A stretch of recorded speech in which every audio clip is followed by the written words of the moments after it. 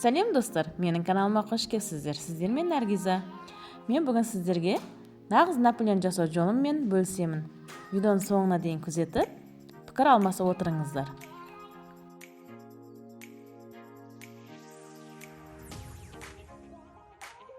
Ол үшін бізге ұн, сары май қажет болады. Алдымен сол ұнымызға сары майымызды жақсылап крошкалап аламыз.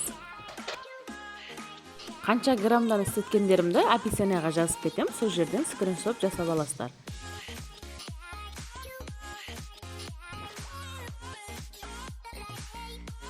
Достар, каналыма тіркеліп, лайк басып кетуді ұмытпаңыздар. Тіркелмеген болсаңыздар, тіркеліп қойыңыздар.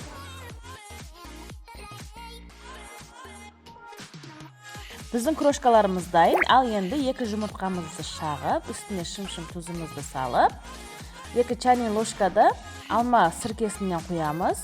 2 ас қасықта өсімдік майдан құйып жібереміз де жақсылап араластырамыз.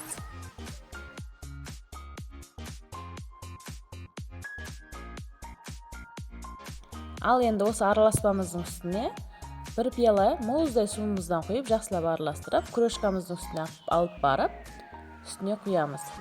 Сосын одан абайлап, жақсылап бір-біріне біріктіріп, тесті дайындаймыз.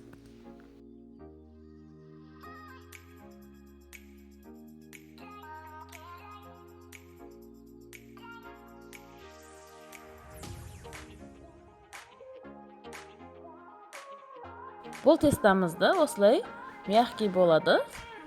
Сол кезде пакетке салып, жақсылап біріктіріп қоямыз. Бір күн алдын жасап қойсаңыздар, одан да жақсы болады.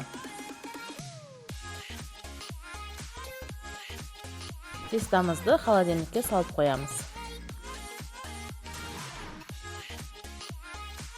Ал енді кремін дайындауға өтеміз. Ол үшін бізге 1 пиала құмшекер, сосын 2 қасық ұн, 2 қасық крахмал керек болады. Солардың барлығын жақсылап араластырып аламыз да, үстіне азырақ сүтімізді құйып, біріктіріп аламыз.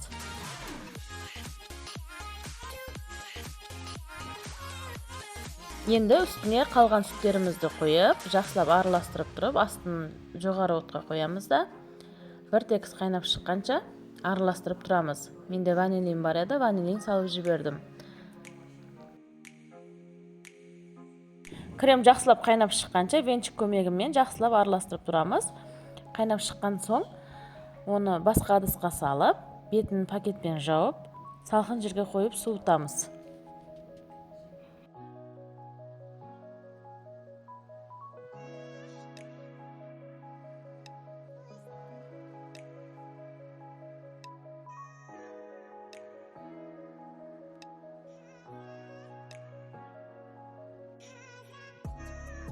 Енді холодильниктен тестамызды шығарып, оны бөлшектерге бөлеміз.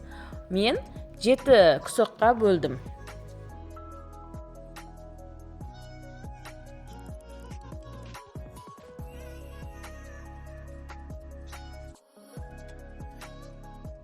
Бөліп дайындап алған бөлшектерімізді астына фольга қағазымызды төсеп, тестамызды жақсылап жаямыз. Сосын шеттерін текстеп алып, духовкаға 180 градуста 8 минут көлемінде пісіріп аламыз. Қамырымызды жайып болғаннан соң вилка көмегімен тесіп шығуды ұмытпаңыздар. 7 күсек тестамыздың барлығını осылай фольга қағазға жайып, үстін вилкамен тесіп, духовкада 7 минут көлемінде барлығını пісіріп аламыз. Суыған кремімізді алып, үстіне үй температурасында тұрған сары майымызды алып, саламызды миксер көмегімен жақсылап араластырамыз.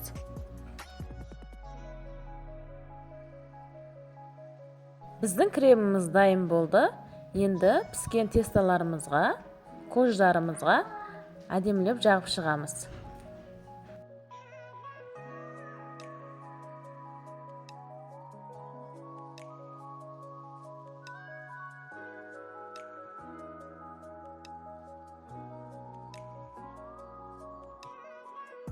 Барлығына осы кетпе-кеттікте кожымызды, кремімізді қойып, тортымызды тереміз.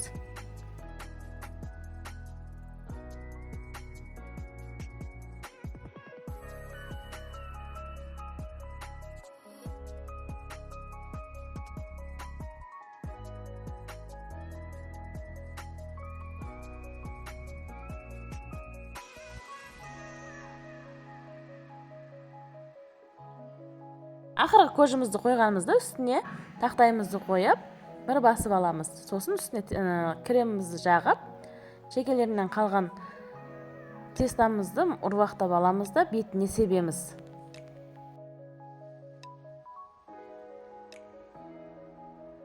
Сонымен біздің тортымыз дайын. Сіздер де жасап көрсеңіздер болады. Ас болсын. Келесі видеоларда кездескенше сау саламатта болыңыздар.